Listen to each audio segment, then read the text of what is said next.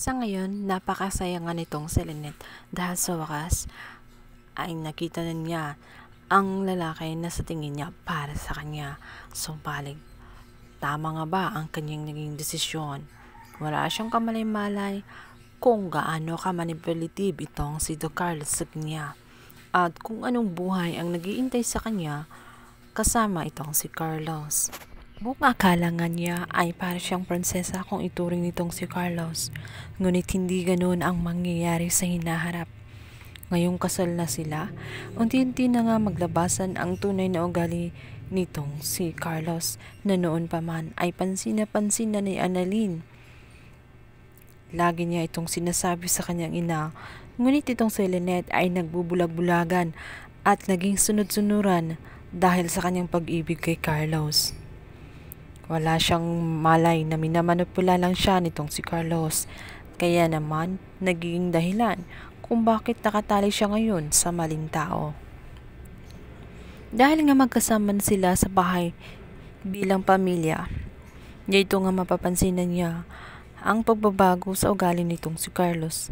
Kunting mali lang niya ay nasumisigaw na ito sa kanya. Nagsisimula na rin siyang pagbawalang makipag-usap sa sinumang lalaki, lalong-lalo na kay RJ. Lalong-lalo na't nabalitaan nga ni Carlos na kaya pala natagalan nitong si Lynette nung dumating sa kasal niya ay dahil pala gumawa pala ito ng sulat kay RJ at doon na tuklasan din niya ang nilalaman ng sulat kung saan sinabi ni Lynette na ito nga si RJ ay may puwang pa rin sa kanyang puso. Kahit na pinili siya nitong si Lynette, alam niyang hindi pa rin buo ang puso ni Lynette dito sa kanya, ngunit umaasa lang ito na matutunang mahalin itong si Carlos. Ramdam yun ni Carlos, ngunit dahil ayaw niyang matalo kay RJ, ginawa niya ang lahat-lahat para kahit ano ang mangyari, ay pipiliin siya nitong si Lynette. Kahit na magmukha siyang tanga, ay gagawin niya. Ganun siya kabaliw dito kay Lynette. Samantala, habang naglilinis siya ng mga gamit ng drawer nitong si Carlos, may makikita nga itong si Lynette. Ito nga ay ang larawan nitong si Harry at ang dating asawa ni Carlos na mami ni Harry. Ngunit may isa pa siyang napapansin.